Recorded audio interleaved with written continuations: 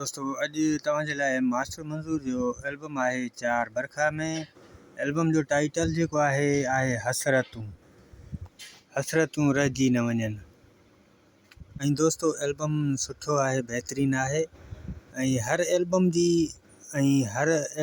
ऐं हर फनकार जी इहा तमन्ना हूंदी आहे त जेको बि मां एल्बम कयां थो त उन में 4 कलाम या 3 कलाम अगरि सफ़ा कसी शाइरी आहे त 2 कलाम सफ़ा भला हुजणु ज़रूरी आहिनि, जंहिंजे करे माना एल्बम मुंहिंजो अॻिते हलंदो।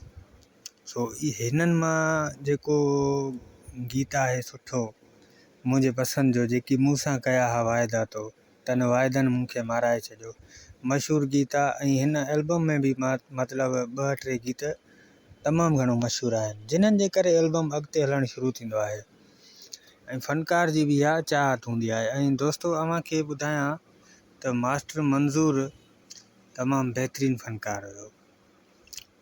चङा भला फनकार जेके हूंदा आहिनि न, चङा भला चइबा आहिनि त हीउ वॾो फनकार आहे यार, उन्हनि वॾनि फनकारनि में शुमारु हुयो। ऐं हाणे ॾिसूं था कुझु दोस्तनि जा कमेंट्स आहिनि, उहे शामिलु कयूं।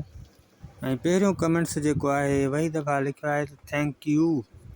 उन खां पोइ ॿियो कमेंट्स लिखियो अथई त सुपर हिट सॉन्ग्स टोटल ऐं खोड़ सारियूं दिलूं, वॾी महिरबानी वहीद, कुर्ब तव्हां भाइरनि जा। उन खां बाद कमेंट्स आहे सिराज अमन लाशारी भाउ जो, लिखियो अथई वेरी नाइस वहीद। वरी कमेंट्स कयो आहे वेरी नाइस पिक्चर। उबदार अली उजण साहिबु लिखियो आहे तोखे सारे सारे नेठि वियो गुज़ारे, जलाल चांडियो। अदा वॉल्यूम ॿुधाए त मां इंशाल्लाह वीडियो तव्हांजे लाइ ठाहींदुसि। वॉल्यूम ॿुधायो सिर्फ़ु, ठीकु आहे। मूंखे कलामनि जी एतिरी ख़ासि ख़बर न आहे जलाल जी, बाक़ी वॉल्यूम ॿुधायो त मां उहो कवर ॻोल्हे करे तव्हांजे लाइ वीडियो ठाहींदुसि उबदार अली भाउ, ठीकु आहे।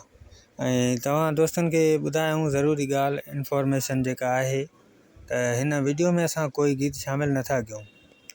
काफ़ी दोस्तनि खे इहो माना लॻे थो त हिन में अॻिते हली कलाम हलंदो, सो उहो कमु न आहे, सिर्फ़ु इंफॉर्मेशन आहे भाउ।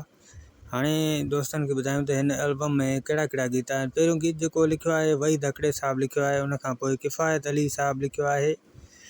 त पहिरियों गीत जेको आहे उन जा ॿोल आहिनि, गीत जा ॿोल जेके लिखिया अथई त मुंहिंजे हाल जी ख़बर बि अथई।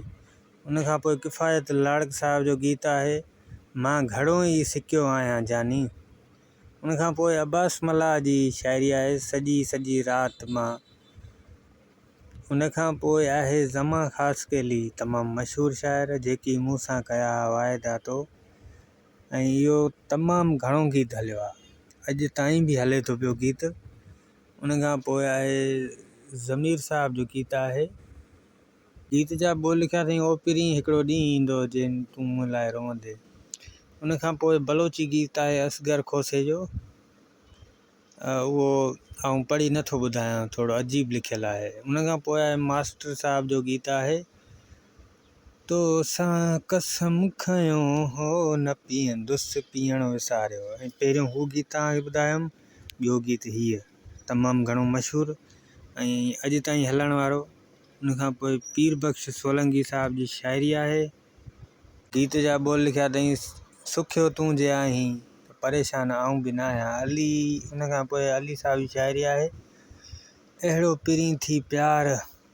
उन खां पोइ आख़िरी गीत वही धकड़े साहिब जो, ऐं हीअ गीत बि मशहूरु गीत आहे वक़्त खे सलाम, आहे वक़्त खे सलाम, ज़बरदस्त गीत आहे। ऐं दोस्तों वीडियो कंप्लीट आहे, ऐं तव्हांखे वीडियो पसंदि आयो हुजे त वीडियो खे लाइक ज़रूरु कंदा, पंहिंजे दोस्तनि ताईं शेयर ज़रूरु कंदा। ऐं आहे थोरो इंफॉर्मेशन वारो कमु, काफ़ी दोस्तनि खे कोन बि वणे थो, हक़ीक़त इहा ई आहे। उहे सोचनि था त गीत रखणु शुरू करे त पोइ असां चाह सां दिलि सां ॾिसूं ॿुधूं शेयर बि कयूं।